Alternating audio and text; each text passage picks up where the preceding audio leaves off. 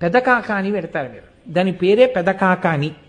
పెదకాకాని అన్న పేరు ఎందుకు వచ్చిందో తెలుసా అండి? దానికి పెదకాకాని కాదు, దాని పేరు కాకాని. కాకాని అని పేరు రావడానికి ఒక పెద్ద కథ చెప్తారు, ఒక పెద్ద విషయం ఉంది, స్థల పురాణం. అక్కడ భారద్వాజ మహర్షి ఒకానొకప్పుడు యజ్ఞం చేస్తున్నారు. యజ్ఞం చేస్తూ హవిస్సుని అక్కడ అగ్నిహోత్రంలోకి సమర్పిస్తున్నారు. ఎక్కడ నుంచి వచ్చేదో ఒక కాకి వచ్చి యజ్ఞగుండం మీద వాలి ఆ హవిస్సుని పట్టుకుని తినేసేది. ఎన్ని మాటలు చదివినా వెళ్ళేది కాదు. మీకు ఇప్పటికీ దేవాలయంలో కనపడుతుంది, ఆ కాకి ఉన్నటువంటి మంటపం కనపడుతుంది, బొమ్మలేసి ఉంటాయి. అది చూసి భారద్వాజ మహర్షి మిగిలిన ఋషులతో కాకి తినేస్తోంది, కాకి ముట్టుకోకూడదు కదా, ఈ కాకి ఎక్కడి నుంచి వచ్చింది అని అడిగారు. అప్పుడు ఆ కాకి మనుష్య భాషలో మాట్లాడింది, నేను ఒక ఋషి శాపం చేత ఇటువంటి కాకస్వరూపాన్ని పొందాను. నువ్వు ఈ యజ్ఞం చేస్తే ఎంత ఫలితం వస్తుందో దీనికి 1000 రెట్లు ఫలితం రావాలంటే నువ్వు మణులతో కూడినటువంటి జలములతో, నదీ జలములతో, సముద్ర జలాలతో నన్ను అభిషేకించు. అభిషేకిస్తే నా స్వస్వరూపాన్ని పొందుతాను, నీకు గొప్ప ఫలితం వస్తున్నారు. అప్పుడు ఆయన అలా అభిషేకించారు. అక్కడ అభిషేకిస్తే కావు కావు అంటూ తిరిగినటువంటి కాకి స్వస్వరూపాన్ని పొంది వెళ్ళింది, ఆ ఫలితాన్ని భారద్వాజ మహర్షికి ఇచ్చి.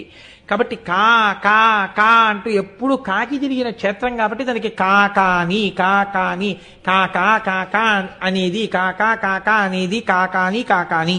అది ఊరు పెరగడంలో చినకాకాని పెదకాకాని వేరుబడింది తప్ప క్షేత్రం పేరు కాకా అని. కాకా అంటే కాకి, కాకాని అదే పేరు వచ్చేసింది. ఒక కాకి పేరు మీద వచ్చిన క్షేత్రం. అటువంటి క్షేత్రంలో మహాత్మ్యం ఏమిటో తెలుసా అండి? మీరు కంగారు పడకండి, అక్కడ ఎక్కడ చూసినా పొంగలి తింటుంటారు.